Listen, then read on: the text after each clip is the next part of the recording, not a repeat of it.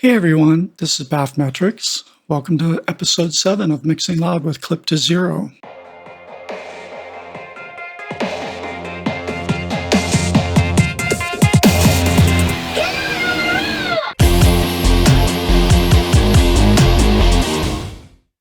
In my previous episode, episode 6 in this series, I talked about clipping on all of your tracks, all of the places where sounds originate in your project, because there's a certain technique we use, a certain combination of plugins to first normalize every sound so that its peaks are touching the ceiling at 0 dBFS.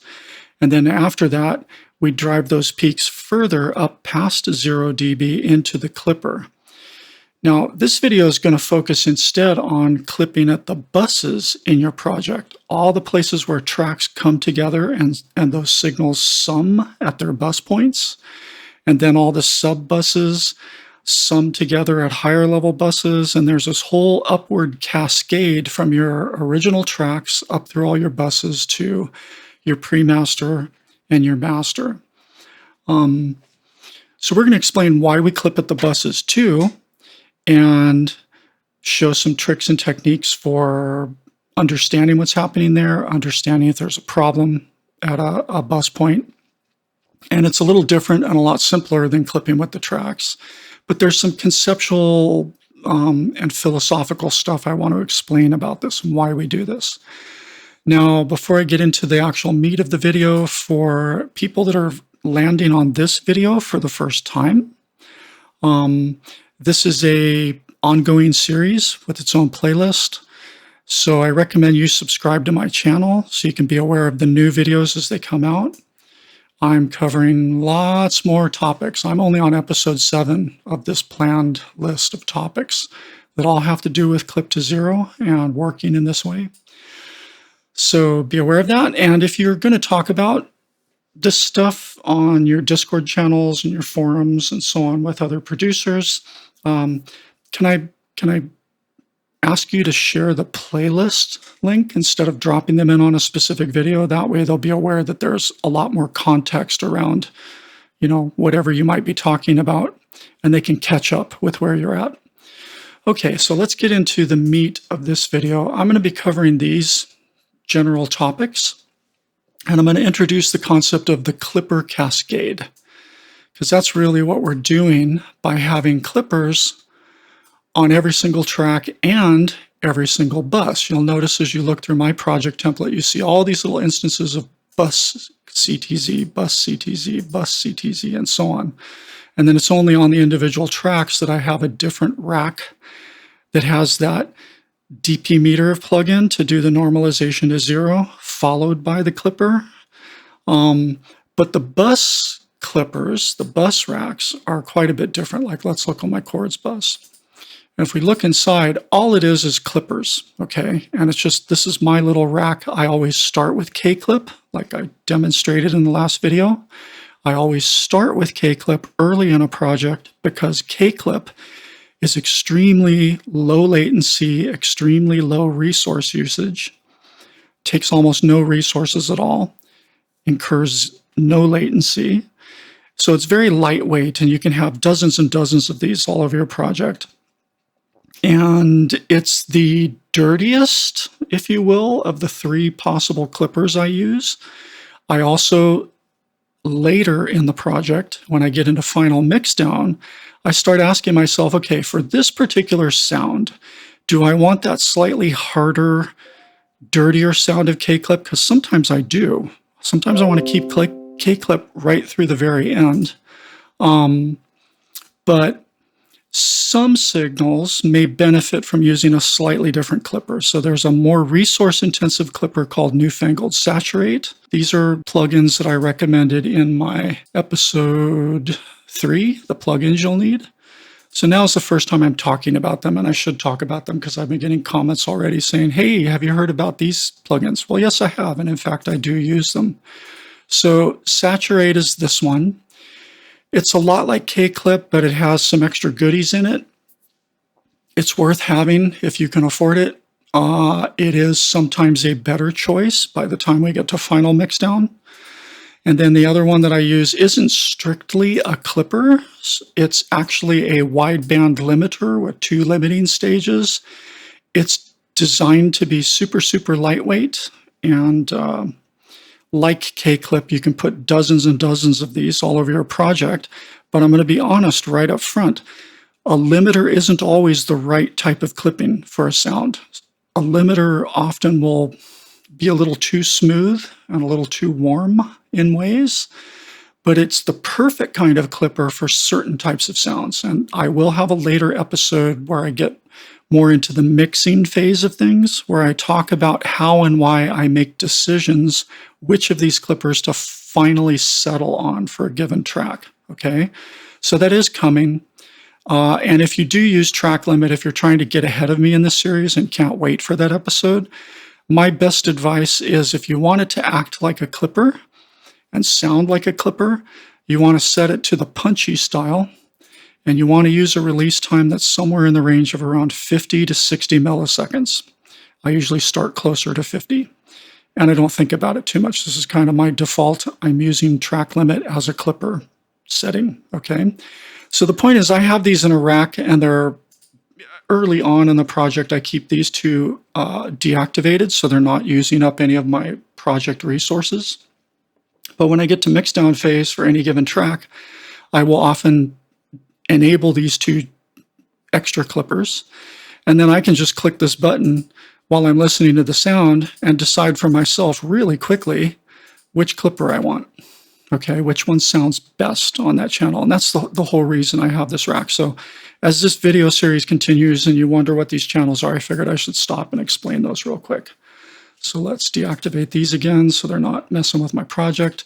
So, getting back to the bus clipper, on the buses, you just have a clipper. You don't need DP meter in front of it. So technically, there's nothing to do. There's nothing to set. These bus clippers are always sitting there on every bus, just waiting and active, and they're all set to a simple ceiling of 0 dBFS, right? Have your threshold right up at 0. You're never going to touch the input and output controls. You're never going to adjust these clippers like we did for the track clippers. On buses, it's just put it up there, set it, and forget it. The whole point of having bus clippers is to create this clipper cascade. And the idea behind a clipper cascade is effectively a theoretical one that is also a practical one. Many, many, many little clips on very specific signals in your project are always going to end up sounding much better than one huge single clip at the end of your project. And I kind of demonstrated that point in episode 2 when I showed you, okay, if you're working the old school way with your gain staging down around -18 RMS, your peaks hitting around -12, you have all this headroom between -12 and 0, and you're adding more sounds to your project, you're coming up with your arrangement, and all these different sounds are summing on top of each other, and those transients are building up and stacking on top of each other, and you're not thinking about how much the transients are building up because you've got endless amounts of headroom. And then you take this big spiky caterpillar, and on your mastering track, you say, okay, it's time to now finally take this beautiful mix that I spent hours and hours on, and let's push it up and make it loud enough to be competitive with the other tracks in the same genre I'm producing. And then the mastering limiter hits those huge caterpillar peaks, crushes them by huge amounts of 6 dB of gain reduction, 8 dB of gain reduction, whatever, and it turns your mix into hammered crap.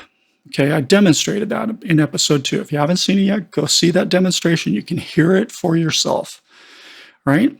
So by working in a louder manner, way up close to 0, already in a small, tight dynamic range right from the very beginning of the project, like as you start writing the song, as you start picking every sound and bringing them into the mix, you're working in this tight dynamic range, and the fact that you're forced to do clipping to make each sound fit into this tiny framework and be as loud as it needs to be, the fact that you're forced to do the clipping helps you recognize problems and flaws in your sound design choices and in your mix. So that's the other thing.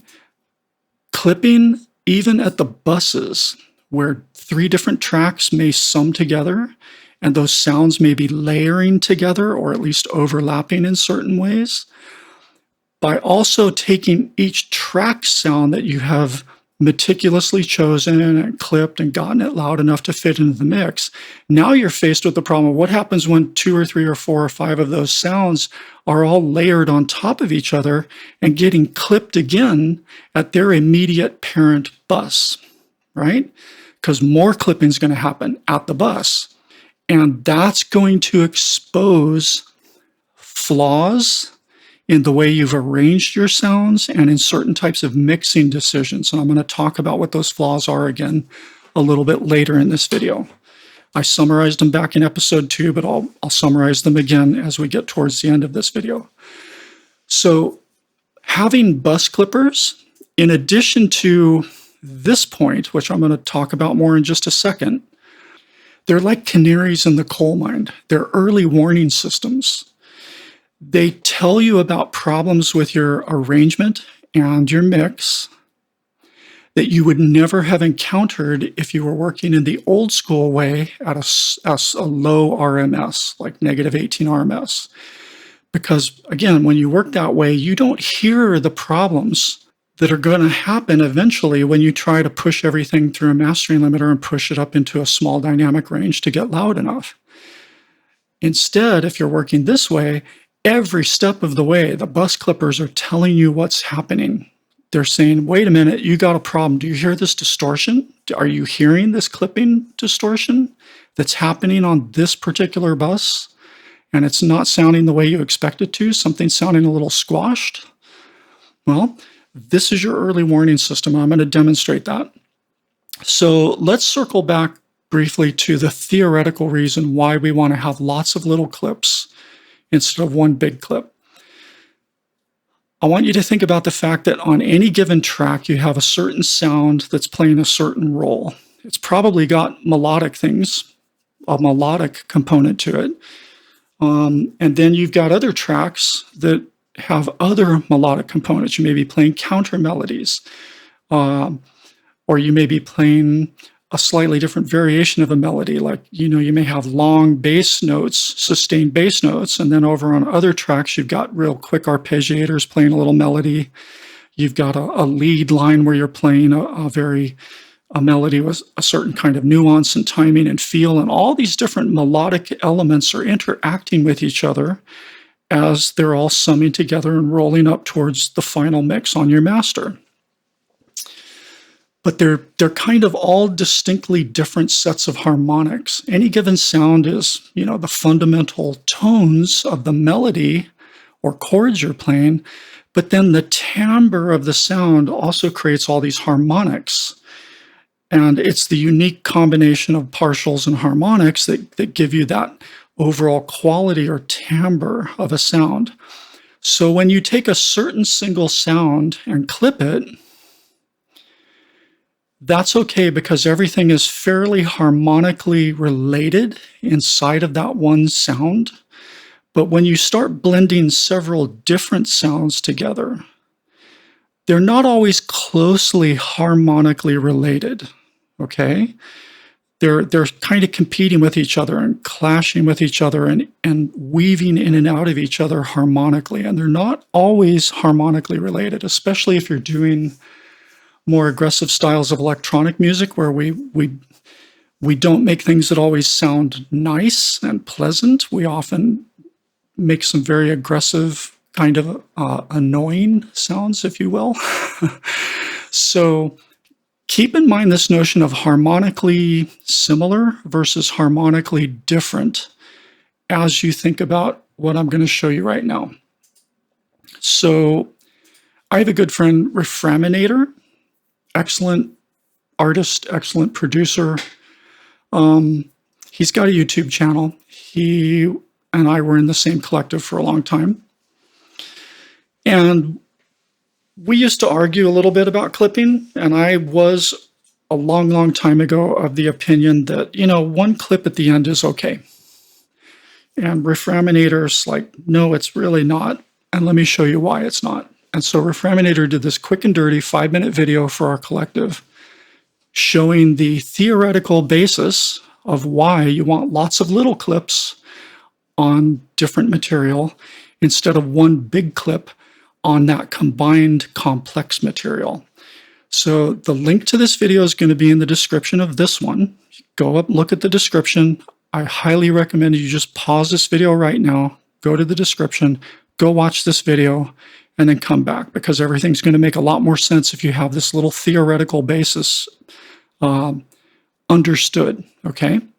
So check this one out. And then the other video I want to show you is just, you've been listening to me go on and on about clipping, but I want to make the point that there are plenty of other producers and engineers and mix engineers who also talk about clipping and who also recommend clipping lots of little clips all over the project instead of one big clip at the end. And Luca Pratolesi, I found this interview with Luca where just, in one offhand answer to a question in the interview, he says exactly the same thing I do.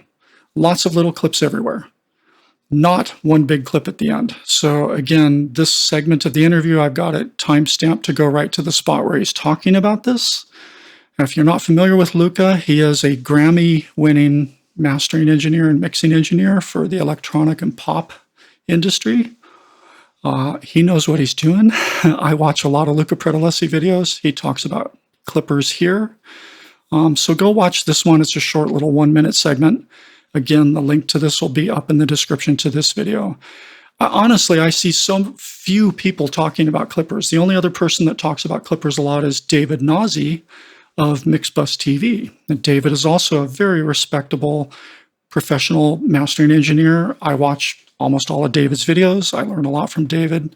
And he talks about clippers too, although he doesn't talk about it quite the way as frankly as Luca does in this video. So it's not just me. I'm not teaching you some outlaw technique. This is kind of established best practice among mastering engineers who routinely work in, or mix engineers certainly, who routinely work in louder genres. So take that for what it's worth. So now that you have that theoretical basis out of the way, why are many little clips better than one big clip? Let's talk a little more about this cascade of clippers and how to control it and work with it and understand it. And more importantly, for my method, how to examine what's happening at the buses to show you whether or not there's a problem that you need to take care of in your arrangement or some basic mix decisions. This is actually a pretty simple concept I can demonstrate to you in a variety of ways. This is my project template, and I have a basic set of sounds in here that I demonstrated in the last video.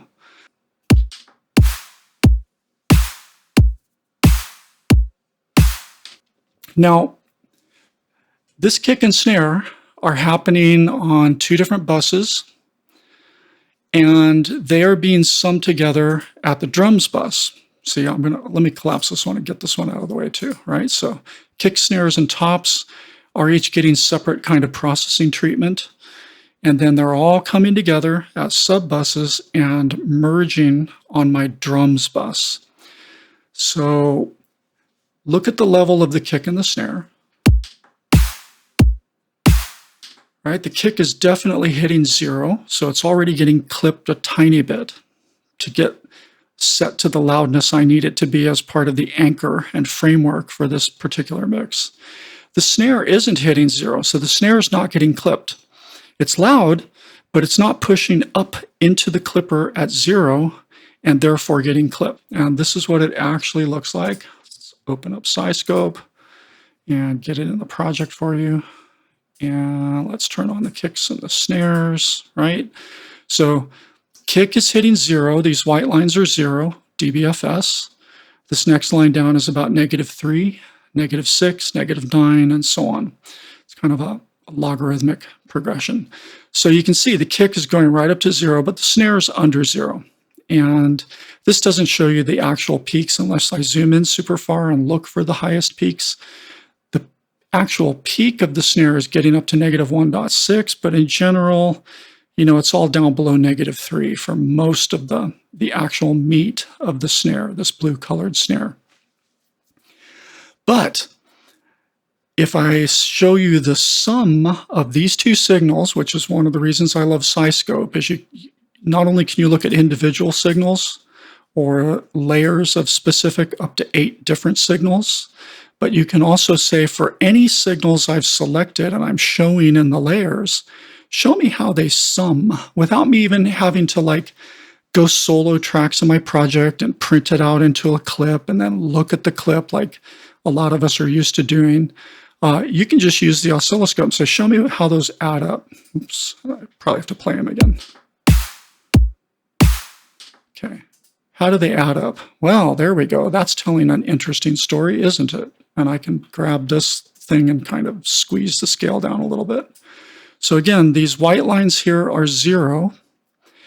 The combined kick and snare hits going way above 0. If you look over at the right-hand side where this little number is, I'm going about 4 dB over 0 on that combined kick and snare hit.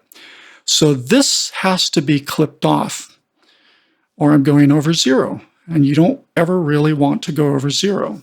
I don't care what Virtual Riot shows you. I don't care what this or that producer shows you in their YouTube videos where they show tracks going way in the red.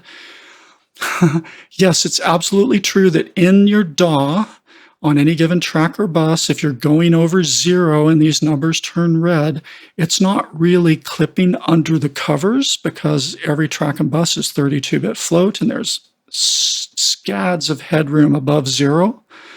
But by the time it gets to the master track, you better somehow get those all back down to 0, because if you're clipping your master, that's a problem. I don't care what people say. You don't want to clip your master. You want your master stopping at negative 0, negative 0.1, negative 0.3, somewhere in that range. Because if you're clipping your master, you've got these long flat top sections in your printed output, and that's a problem. If you do a lot of clipping on individual tracks and buses, and all those things are summing together and adding into each other, by the time they get to the master, a lot of those smaller flat-topped individual sounds where you clip to them, they're not going to be flat-topped anymore by the time they merge together into a complex signal that's all summed together.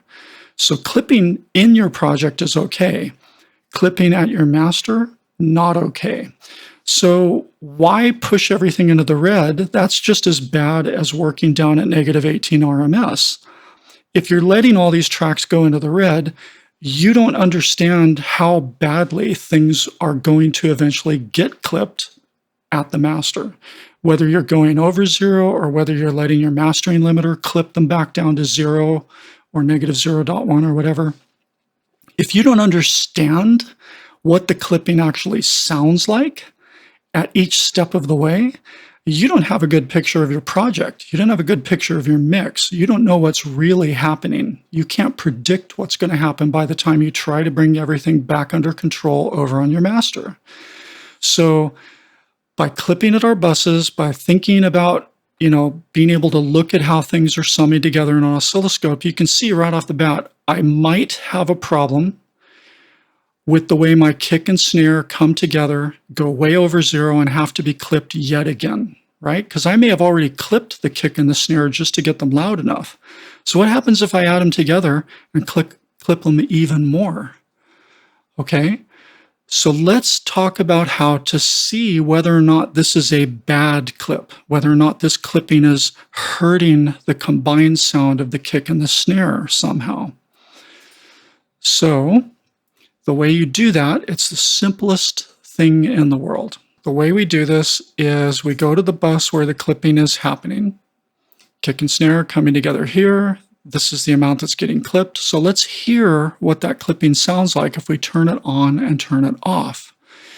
Now the problem is, if I just turn off the bus clipper, these peaks will go above 0 again, and they're going to get clipped somewhere else in my project. Even if I turn off every upward clipper above this point in the Cascade, it's still ultimately going to get clipped at my master, because after you hit 0 dB full scale on your master and it goes out to your sound card, you're sending, a huge amount into your sound card, and your sound card's going to clip it. Your audio interface is going to clip it. So you have to figure out how to compensate this so you can listen to it clipped and unclipped and hear an A-B comparison. So that's super easy. Because these bus clippers are just sitting right at 0, and they're just passively there like a limiter, just sitting there, all you have to do is figure out how much you're pushing above 0, and then you drop your fader on that bus by the same amount, and then you can just turn it on and off, and it won't be going over 0 any higher in the chain. And so you can actually hear it clipped and unclipped and make a judgment call. So let's show you how that works. The way to tell how far to drag down the fader on that bus is to go into the clipper itself. So on this track, a bus rather, I'm going to expand the clipper out. And then open up the clipper. And what we're going to look at is what is the amount that it's being clipped. And depending on what's been happening, it's generally a good idea to click here one time to reset it. And then we're going to play the sound for a minute.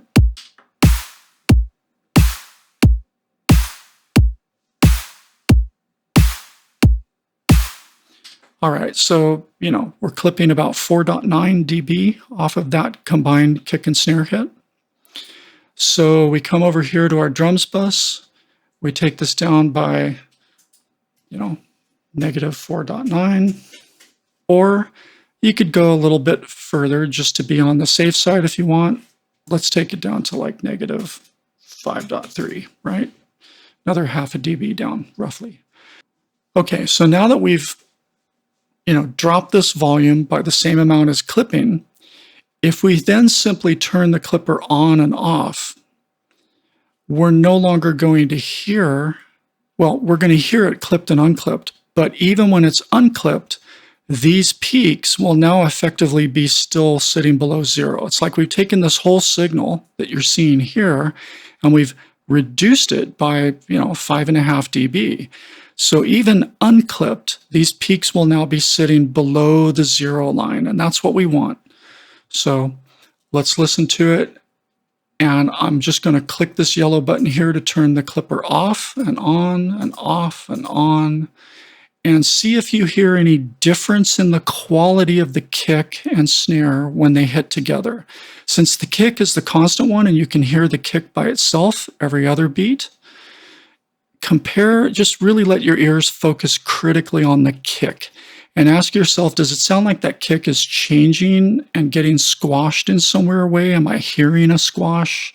Do I hear anything that sounds bad or different when I listen to the clipped version versus the unclipped version? For this part, since everything's quieter now, you're going to want to either turn up the volume on your headphones or speakers, your monitors there in your room, or in this case, I'm going to simulate that by turning up my listen bus. The way I'm recording everything is 6 dB lower than what's actually coming out my master for you. So to compensate for this -5, I'm just going to crank this up to 0. And so this will be roughly the same loudness to us in the video as before, even though it's actually quieter on the original bus.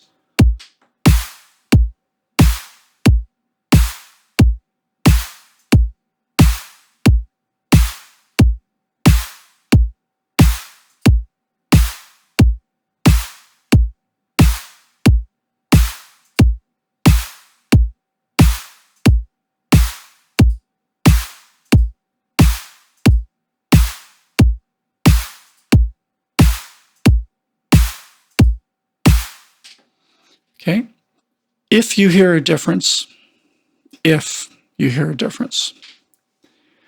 a bad difference? Is it a big difference? Is the kick completely changing its character and becoming squashed and flubby and tubby? Okay, does the snare sound different, less snappy, less sharp? Listen one more time.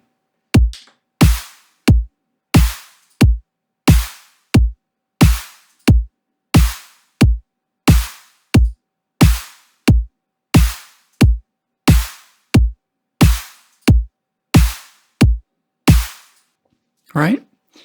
Now, in this particular case, I can hear that the snare has a tiny, tiny bit more of a sharp transient edge to it when it's unclipped.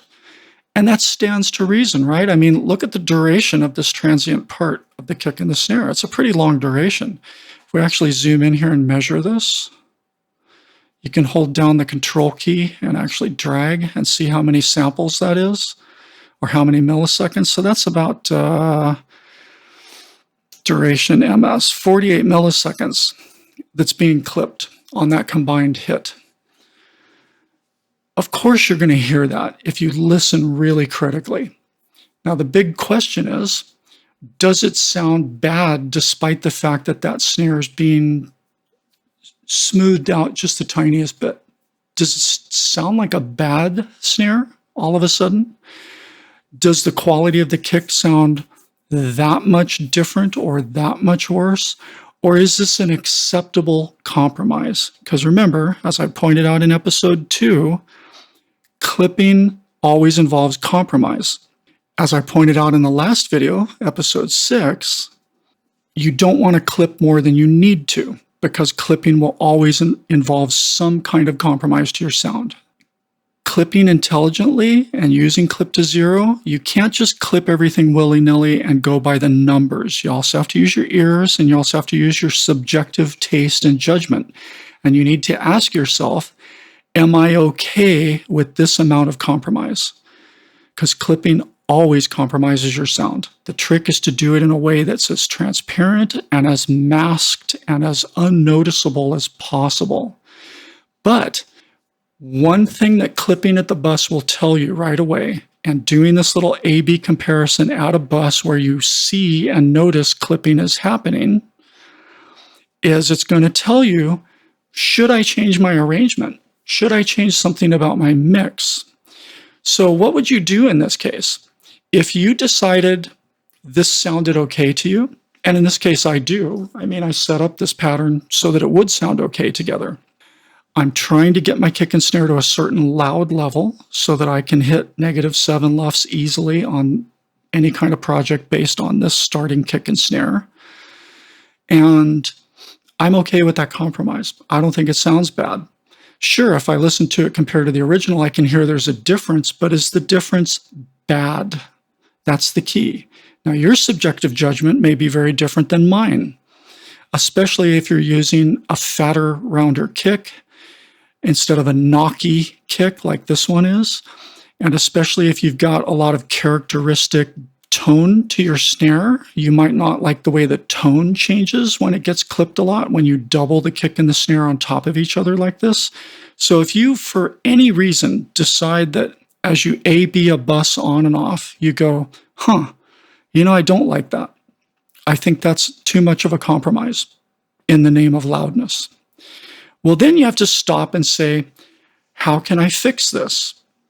Can I fix this? Is it even possible to fix this?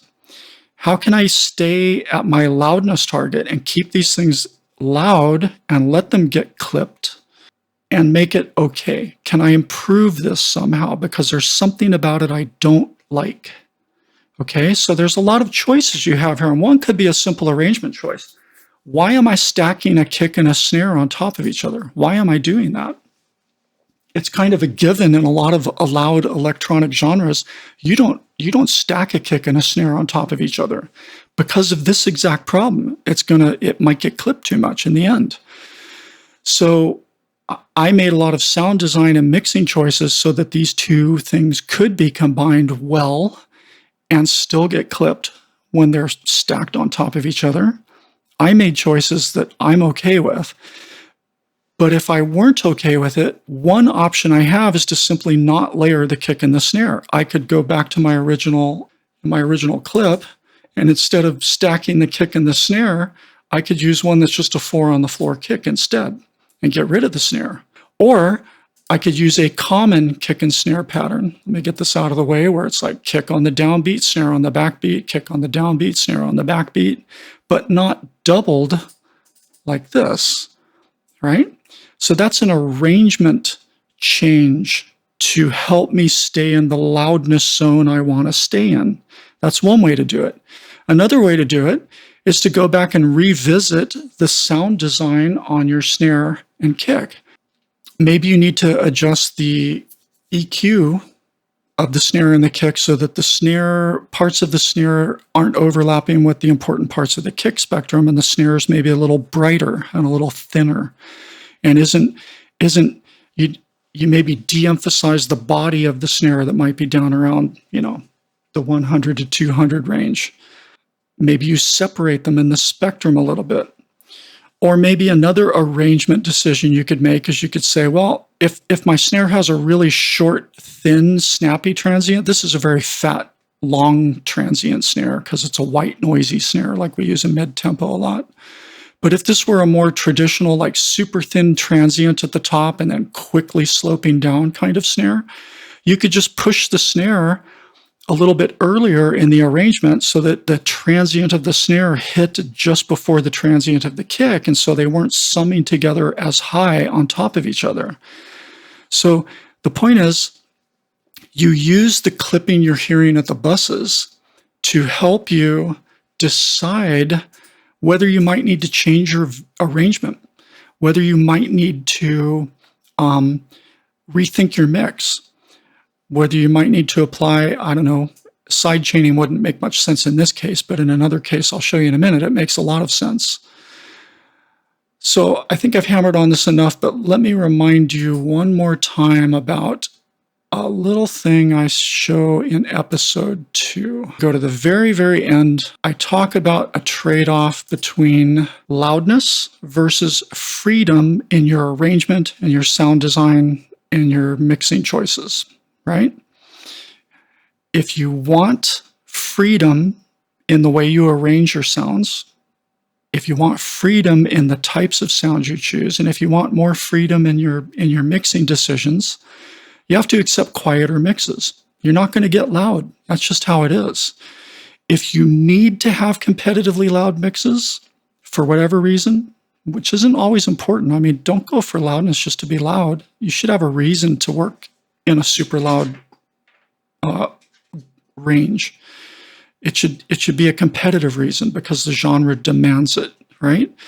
So if you need to be competitively loud, you just have to accept that you're going to have less freedom in your arrangement and your sound design and some of your mixing decisions. That's just the trade-off. You can't get away from that. So let's move on and show you this same process on a few other buses. And now that I've kind of really driven home the philosophical underlying things to think about, we can go through this a lot more quickly on some of the other example buses. So I'm going to reset everything back where it was. I'm going to put my listen bus back at -6. Don't blow our ears out when we put this back up to 0. I'm just going to double click this bus to set it back to 0. So it's back exactly where it was. By the way, this is a general reason why I leave all my buses at 0 until the very final mixdown stage, when I might do some very micro, small adjustments on my buses. And even if I had started out, if this bus for some reason had been sitting at -2.8, well, again, you go in, you look at the clipper, you see how much is clipping, and you just subtract that amount from 2.8 and make a little scribble a note somewhere that when you're done, you want to set the bus back to its original -2.8, whatever it was beforehand, right? So that's the process. I leave my buses at 0 right until final mixdown. I tend to do my balancing more at the track level, and I let my buses just sit here at 0 because that makes this kind of double checking really easy. I can drag it down by the amount of clipping. When I'm done, I can double click to set it back to 0 and everything's back to normal. And I've never touched the actual clipper on that bus except to just turn it on and off to A/B compare, right? So let's move on to other places I have summing in the project, and we can ask if there's problems with them, right? So let's collapse the drums bus for now. Let's go over to the tonal bus and let's look at what's going on here. I use a simple bass line, and I use this nasty, aggressive rolling bass sound that's super noisy and super dense. I use these as a stress test when I'm picking drum sounds for my arrangement. Like sometimes I'll just start with this basic default kick and snare, and I'll use my other piano chord sound and plucky melody sound and other things to kind of come up with some initial melodic and chordal harmonies and melodies and hooks. And I'm not even choosing sounds for the project yet. I have a melodic idea I want to get down quick. And a lot of times I'll just work with this default kick and snare that I always start with because I know they're set to help me pick sounds that are going to be able to be loud enough to hit -7. But sometimes, just because I want to be inspired by a different drum sound. So I will, go into Drum Designer and I'll dig around in the various kits and sounds that are in Drum Designer. I may cobble together some quick and dirty pattern in Drum Designer super quick, although I end up changing this a lot by the time it gets into my MIDI clips in the DAW. There's a lot of good things in here that are geared towards electronic genres of music. That's one of the reasons I like this particular tool as my drum lab, if you will. I like the way you layer sounds and work with it. So this is my drum tool. And I may come in here and just pick entirely different sounds and do whatever. And one of the first things I need to do is go into each individual sound and start editing its characteristics and its, the length of the kick tail and sharpness of the transients and the pitch of the tone and all that stuff. I may go in here and do some quick and dirty adjustment to make sure that it's loud enough and can survive the clipping that I need to make it loud enough.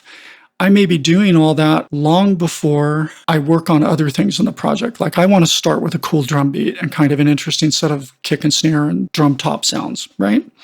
So my usual stress test is to just take whatever I've chosen and play it at the same time as this bass and this rolling line.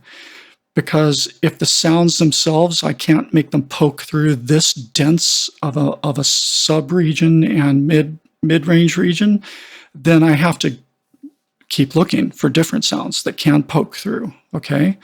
So this is kind of a standard stress test I use, and this is going to hit -7, -6.5 LUFS, somewhere around there. I showed it in the last video. So let's listen to this real quick.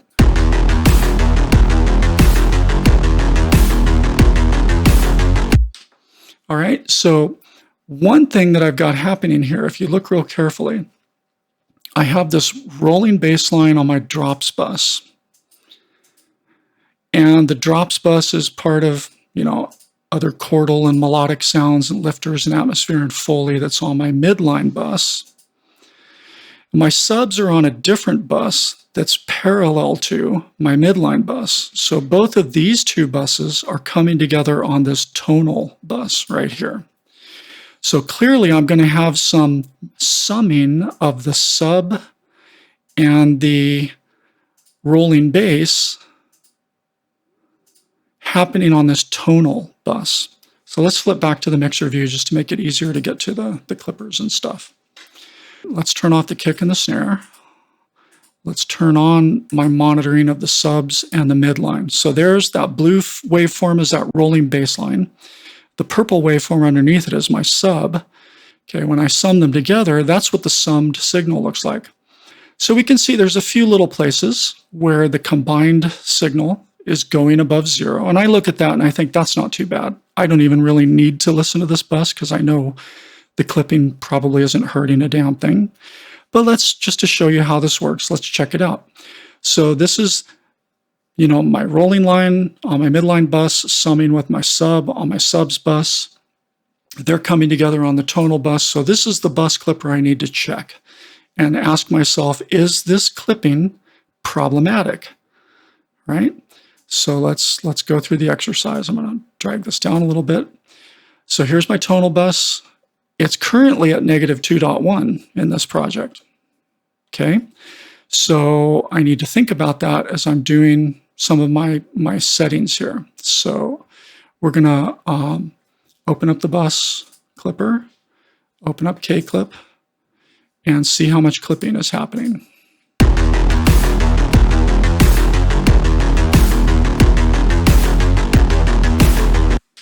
All right, so 2.9 dB of clipping. My bus is at 2.1, so 2.1 and 2.9 is 5, right? And I'm just going to make a little note to myself that I need to reset that at 2.1 when I'm finished. So let's set this to -5. And now I can just turn the bus clipper on and off while I listen and ask myself, is there any difference? And of course, I'm going to take out the kick and snare now. I'm going to solo this bus. So we're just hearing these two sounds, and we want to say, is there some sort of weird difference when I turn the clipper on and off? And again, let's just turn up the listen bus a little bit.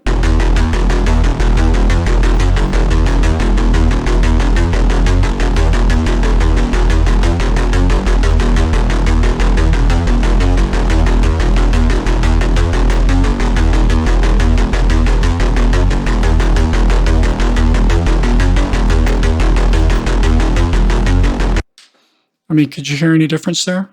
There's really not any significant difference at all in that one. So clearly everything's fine on that bus, right? So let's reset things where they were. This needs to go back to -2.1. Now everything's back the way it was before. Let's move on to the next place we know summing is happening, right? So I've got this tonal information, two sounds rolling together, sub bass, that rolling bass line. I've got my drums, and they're clearly coming together on the pre-master. So there's probably some clipping on the pre-master. Well, let's see what's going on over here on the pre-master. So again, I set up SciScope so I can check really obvious summing points that could be problematic. So in this case, I'm going to look at my drums bus and my tonal bus, and we're going to look at the layered view.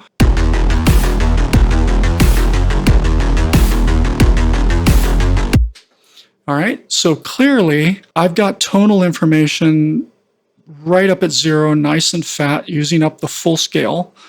And then I've got these super loud kick and snare also at full scale. So we would expect there's probably a lot of things going over 0, especially where the kick and snare are interacting with that yellow signal from the tonal bus, right? So the question again is that a problem? Is this amount of clipping going to be a problem? So let's check it out. How much is it clipping? We come over here to the pre-master bus.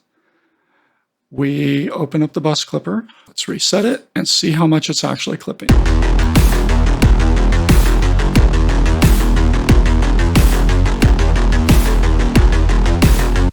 Okay, 5.1. That's easy. So we come here to the pre-master. We set this at -5.1. Now I'm going to turn up the listen bus again by roughly the same amount. So it's the same loudness as before. You would just reach for the volume knob on your headphones or monitors, right? And now we're going to listen and toggle the bus clipper on and off.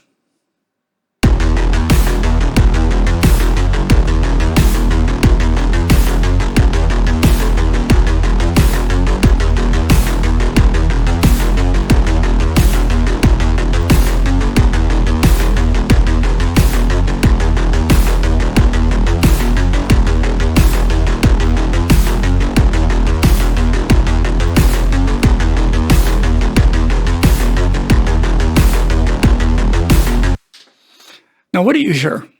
This is actually a really interesting example. You would expect clipping would make the kick and snare hits sound worse somehow compared to the unclipped version of those kicks and snares. But here's a funny thing about clippers. For drum sounds especially, sometimes clipping them pretty damn hard with a dirty clipper, with a simple hard clipper, like I'm using KClip in a hard clipping mode. That's my default mode because it's the most transparent. They actually sound punchier and sharper in the mix when they're clipped. Listen to how it sounds a little more dull and dead when I turn the bus clipper off here, where all this crap's being merged together and we've got these big, long sections going over 0. Listen how it sounds actually a little sharper and a little punchier when we clip this whole thing.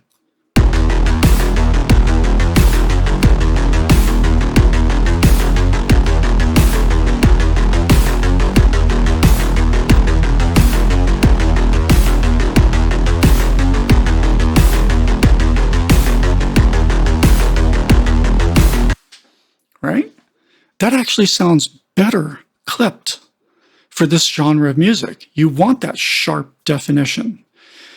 Now, even then, those of us who work in EDM genres should be screaming by now, wait a minute, wait a minute, wait a minute. Why aren't you sidechaining out that signal during the kick and the snare? And to a trained ear, I might go, the kick and the snare sound better clipped, but they're not as punchy as I want them to be. They're not really punching through the mix like they should. And another benefit of using oscilloscopes like this is you can go, wait a minute, am I missing some sidechain ducking? Did I screw up something in my mixing and my arrangement? Did I forget to turn on the sidechain things, or did I not set the sidechain ducking correctly? Is it the wrong ducking slice? Is it too short? Is it too long? Am I hearing pumping, et cetera, et cetera? So let's double check something. Over here on the midline, well, the way I do my ducking for all of the mid-range sounds, that's what midline stands for, mid-range sounds.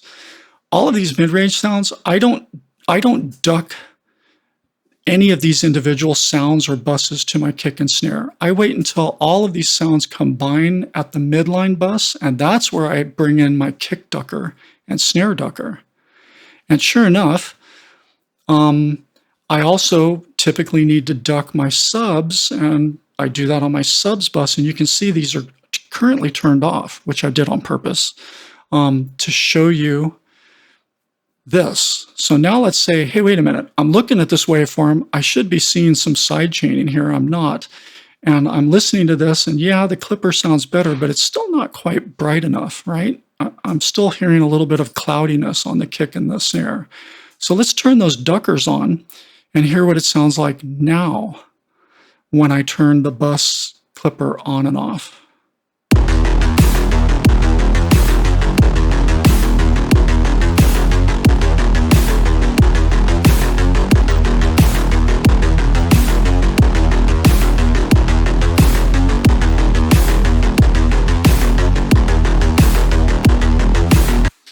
Right?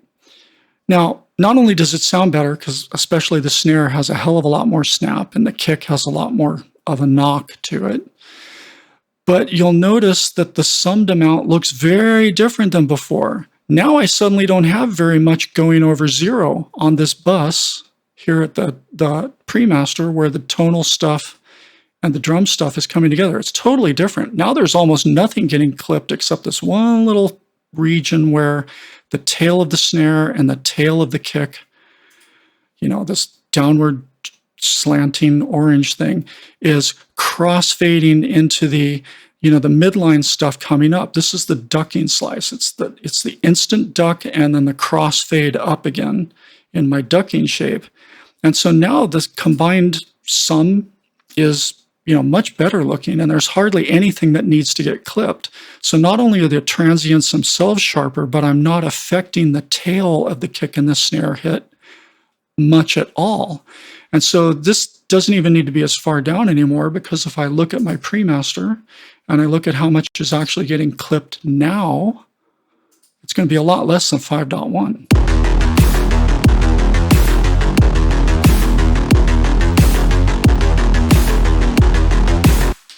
Right? So I'm only clipping as much as 3.4, and it's probably for a peak like this one right here.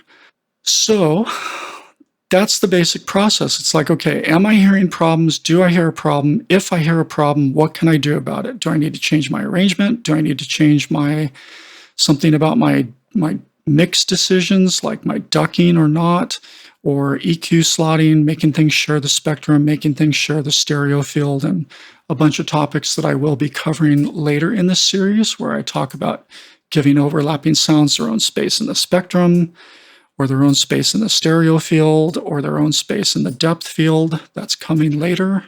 I will talk about that. Do I need to pick different sounds? So, that's why we do this kind of clipping at the buses in a simple way that lets us quickly do this double check. And again, to put everything back the way it was, I just double click to set the bus back where it was at 0. And I can take my listen bus or turn the volume knob on my headphones back down a little bit to where they were. And now everything's back exactly the way it was. Okay, so now let's move on to some other aspects. We're going to start talking about aux returns, the pre-master and the master. Although I should leave you with this thought. Generally, the more different types of signals you're mixing together at a bus, especially these higher level buses in your project, the more complex the signal is, the less clipping it can usually take. It just all kinds of depends. So that's another reason we like to do as much clipping as possible earlier in the busing cascade and the clipping cascade. Because then by the time you get up here, making good decisions earlier on means that you've got less and less clipping to do at each higher level bus where the signal keeps getting more and more complex with high frequency sounds, low frequency sounds, and so on. Highly transient sounds, sustained sounds, the more complex, the less clipping will start, the faster clipping will start sounding bad, right? So what else can I say before we move on to aux buses and the pre-master and master? I should also show you this video. When I talk about making arrangement decisions, Seed to Stage did this really great thing a couple years ago. It's only a 16-minute video. I'll put a link to this video in the description of this one so you can go watch it. I didn't want to make you stop and watch it early like the other two videos because it's much longer. But this, if you've never really if you don't understand why I say changing your arrangement can really help you get louder much easier, right?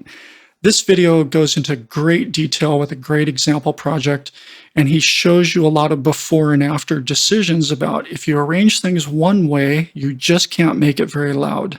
But if you arrange the same song a slightly different way, if you make slightly different decisions about the sequencing of your sounds and the sequencing of your timeline, not even making mixed decisions, just sheer arrangement changes, you can suddenly get the sound a lot louder, okay? Because now you've built your arrangement to be loud instead of to fight against loudness, okay? So if you've never seen this video, I've talked about it a lot before in earlier videos, go watch this. It's amazing.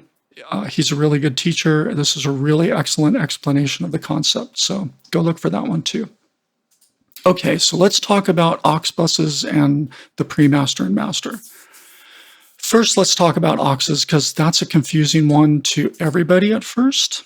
It's a little hard to talk about this because every DAW is very different about how they handle aux tracks. The most common way aux tracks are done, I'm going to need to go to a different project for this to really show you this. I do my best to learn to listen.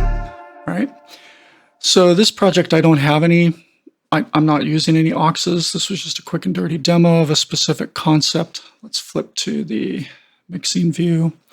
Let's go over and show you what aux returns look like in most DAWs. So in most DAWs, let me just close up these buses so we have a little more room. In most DAWs, aux returns are a separate set of parallel FX tracks that run in parallel to the tracks in your project. They don't roll through your tracks and any final buses there and then over to your master. They're their own separate group of things. If I add a couple more effects tracks here. And by the way, in my current template, I don't do the listen bus as an effect track anymore. For a while I was because I like to have it sitting right next to my master. But I don't like it this way anymore, so I actually make my listen bus be a regular track sitting over here after structure. You can see that here, right? My listen bus is over on this side now in front of my pre-master, and it's kind of separate from the project entirely. Anyway, normally your effects buses end up somewhere in their own little group. Your effects tracks, I should say, your aux returns. They end up in their own little group, and what's special about them is, when you send a signal from any given track or bus into a given effect or aux return, this signal is running in parallel to the original place you sent the signal from, right? So The big advantage of aux returns is, like, let's say I'm sending to a reverb on my drum bus here, right? Let's say this first effect is some kind of room reverb,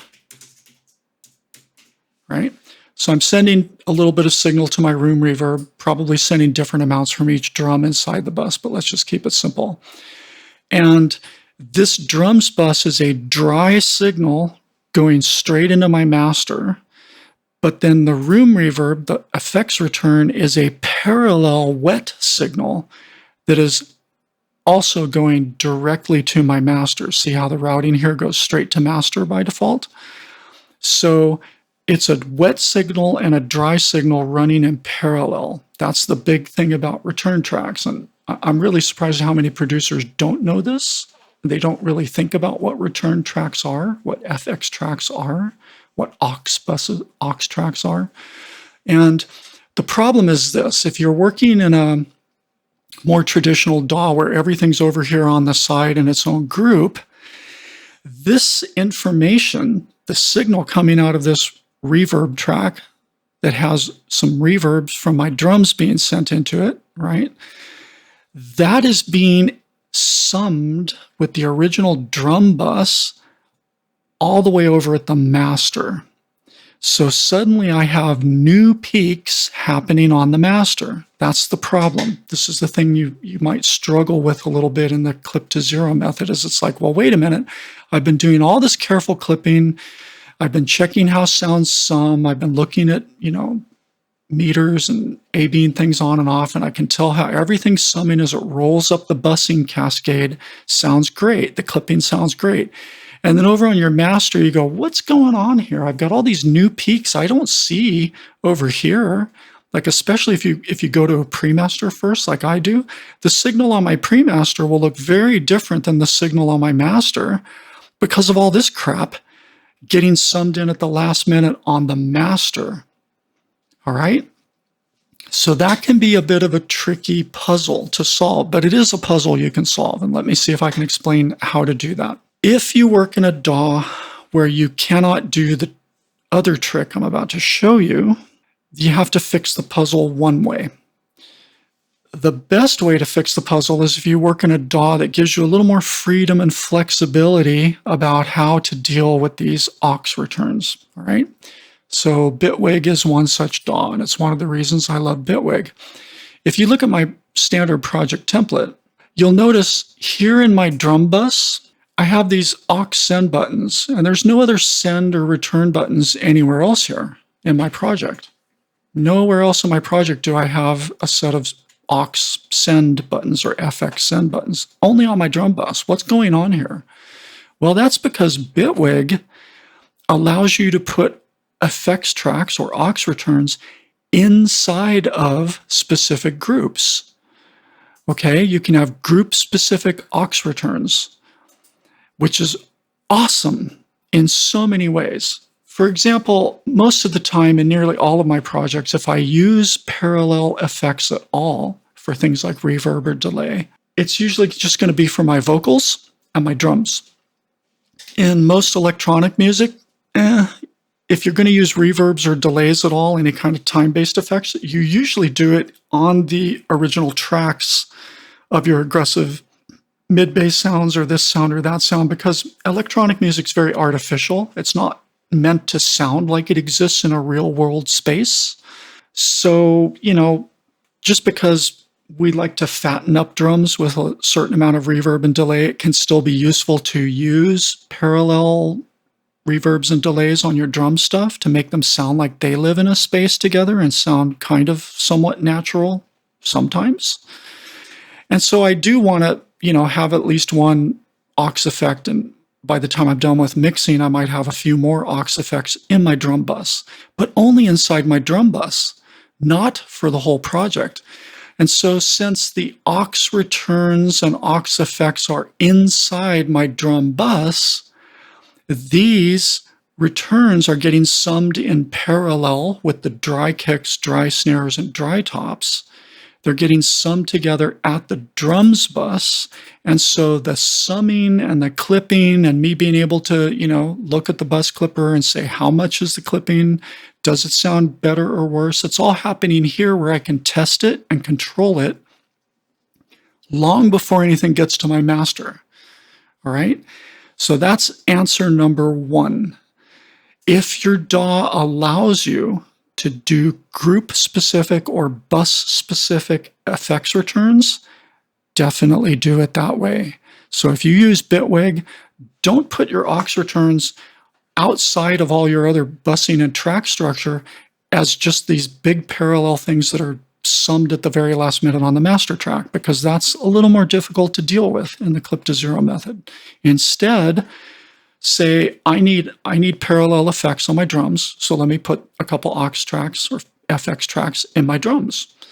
And then let's say over on vocals, like I haven't set up any vocals yet by default. A lot of my projects don't even have vocals, but if I wanted to have some aux returns for my vocal tracks, like let's say I make a couple vocal tracks, and now I want to send them to a common set of delays and reverbs, right? So I want to add some aux tracks. So if I select a track that's already inside and then do add track. So I've got these two audio tracks that are my dry signals. I have these two parallel effects that have my reverb and delay and stuff on it that are being blended with the dry signals based on the amount that I'm sending to each effect. And it's all inside my vocal bus. So by the time I check my clipping, my bus clipper at the vocal bus, I'm already taking care of the aux tracks. Now, I personally think any good DAW worth working in lets you do your aux returns like this, but unfortunately not all DAWs allow this.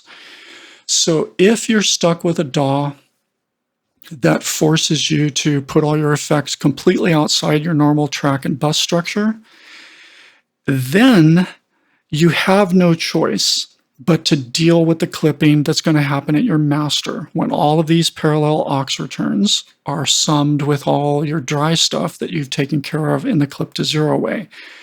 If you're forced to work in this way, you just have to remember that there's additional summing of these things happening at the master.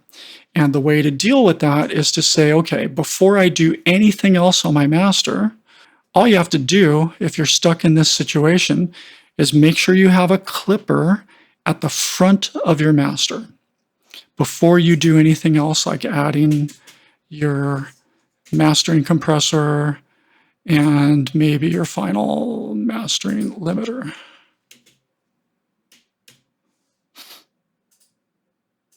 Right? So that's the whole trick if you're stuck working this way. Okay?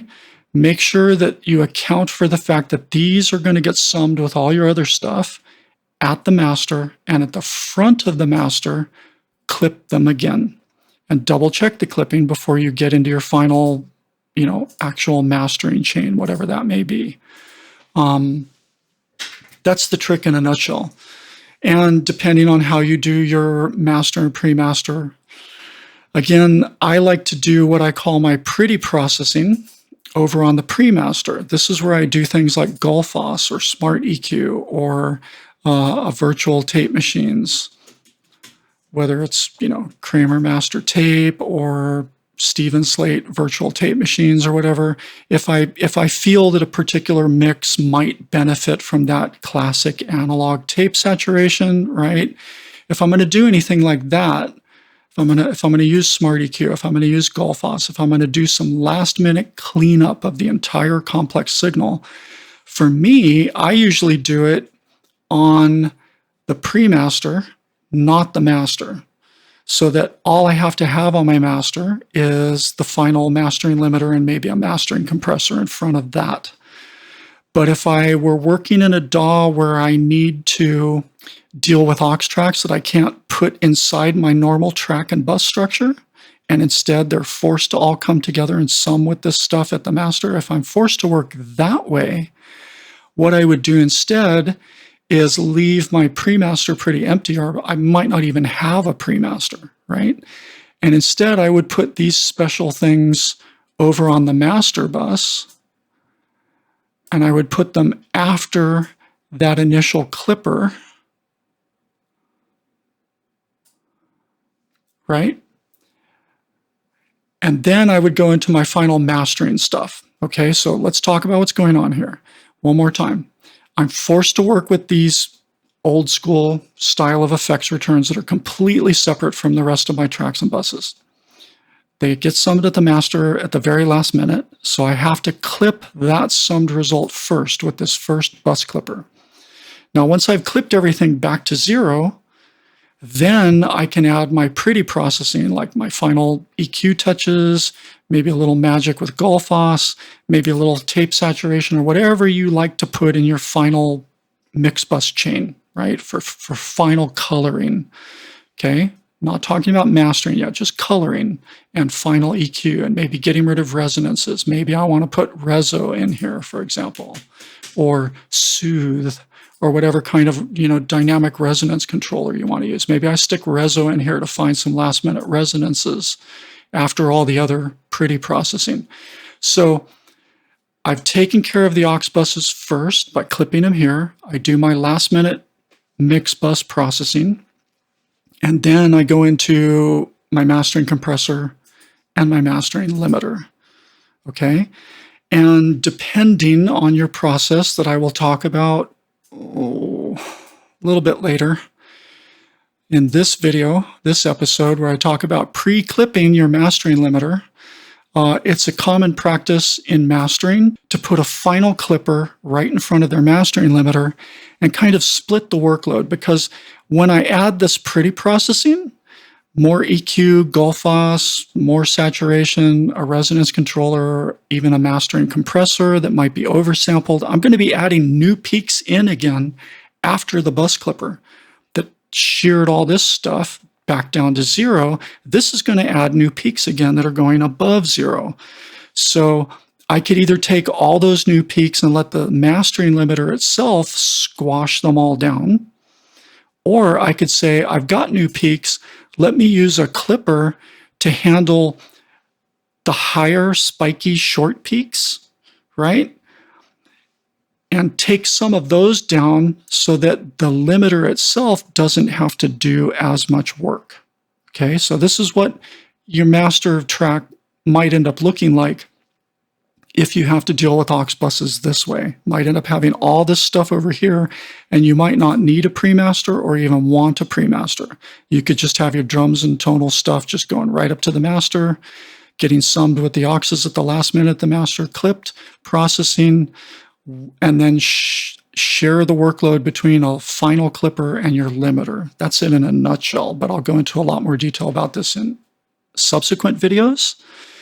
And then as far as the pre-master itself, if you use a pre-master, I guess I kind of explained why I prefer a pre-master, because I'm in my projects, because I do all my aux returns inside of the track and bus structure that rolls up to a pre-master. For that reason, it's very easy for me to do a lot of my pretty processing, my Golfos and so on and so forth, is happening here on the pre-master so that my master can be nice and clean and simple. And all of the clipping of the aux buses has already happened by the time I get to this point.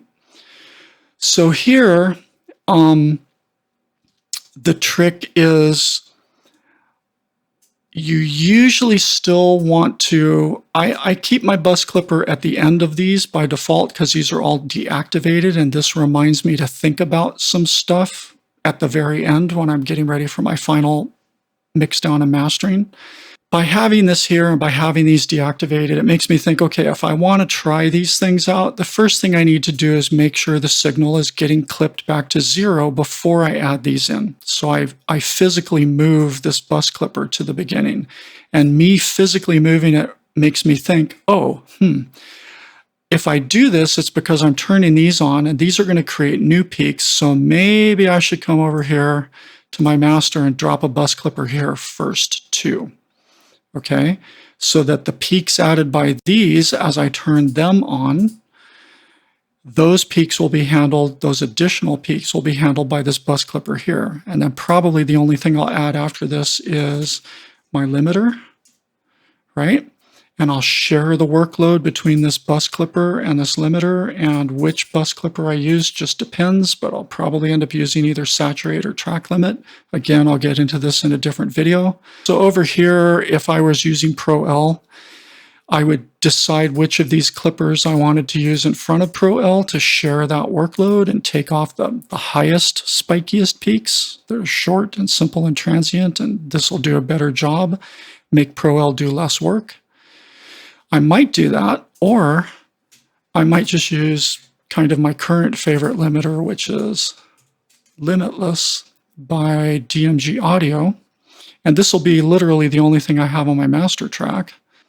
So Limitless is cool because, not because of its multi-band architecture. I mean, that is cool, but I like Limitless because it has its own built-in pre-clipper section right here with a bunch of different clipping types, right? So I have my choice of the way the clipping is going to sound, and you know, how much is being clipped. I can kind of do a dry wet mix. I can control how hard I'm driving into the clipper.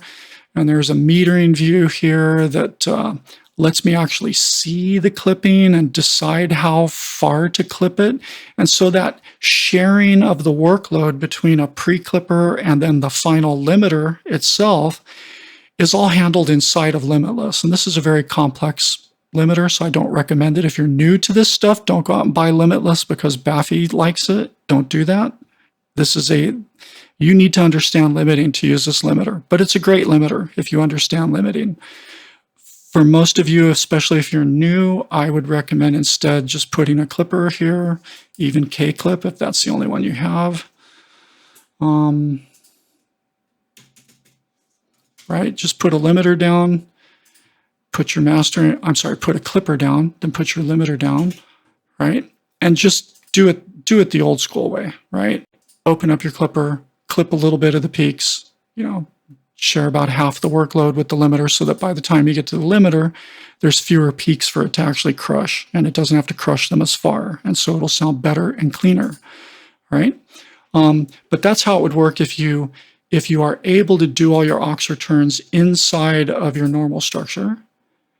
And that way you can do your pretty processing on the pre-master. Clipper first to get everything back to zero, pretty processing, clip it again a little bit, not all the way, and you still leave some peaks that Pro L2 has to take care of in the second pass. Thanks for hanging with me. The next episode is going to be super helpful because I'm going to talk about how easy it is to take this entire clipping cascade and adjust the whole thing up or down with one knob. It's a really useful trick. If you overshoot your loudness and it's too loud and it's too crispy and it's too crunchy and you don't like how it sounds in that tight, small dynamic range, you can literally turn one knob and pull all the clips out of the threshold at zero, every track just pulling down at the same time by the same amount, and that will relax the total amount of clipping, make your track quieter, and you can decide with one knob how dynamic you want your mix versus how loud and cramped you want your mix. One knob, and this is just a beautiful, beautiful trick, and I'll show you that in the next video. See you next time.